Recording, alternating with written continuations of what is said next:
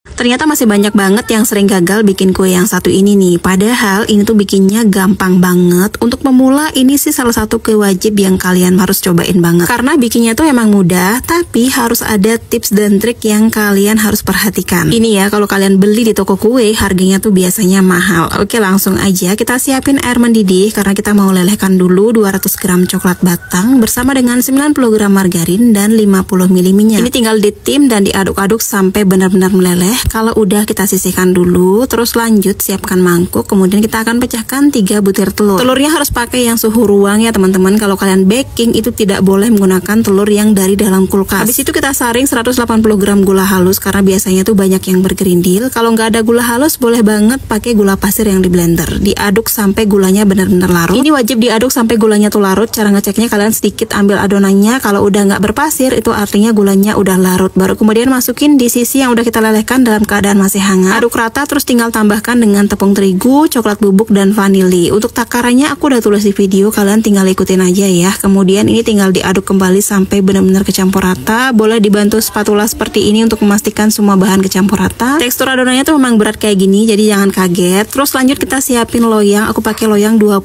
cm. Ini dialasi dengan kertas roti terus agak lewat kayak gitu ya kertas rotinya. Ini wajib banget sampai lewat kayak gini. Kemudian bagian pinggir yang nggak ada keras rotinya dioles sedikit dengan margarin. Adonannya tinggal dituang aja ke dalam loyang semuanya. Kemudian di atasnya tuh tinggal dikasih topping sesuai selera. Kalau di sini aku pakai choco chips. Nah, ini tinggal dimasukin ke dalam oven. Sebelum dipakai wajib ovennya dipanaskan terlebih dahulu selama 10 menit. Terus masukkan adonannya, kemudian ini di oven di suhu 170 derajat selama kurang lebih 35 sampai 40 menit. Nah, kalau udah mateng hasilnya kayak gini teman-teman. Nah, ini dia nih alasannya kenapa si kertas rotinya tuh harus dilewatkan ke loyangnya seperti ini supaya nanti ngangkat browniesnya tuh gampang ya teman-teman. Tinggal diangkat aja bagian sisi dari kertas rotinya dan ini shiny kerasnya tuh nggak bakalan rusak. Soalnya kalau dia itu terlalu lempel di bawah, nanti shiny kerasnya tuh bakalan rusak karena susah banget buat ngeluarin dari dalam loyang. Nah, kalau udah tinggal dipotong aja browniesnya sesuai selera. Kalau di sini aku bagi jadi 16 bagian gitu. Udah deh, ini browniesnya tuh tinggal dinikmati. Ini browniesnya tuh enak banget, tipikal yang nyoklat tapi dalamnya tuh masih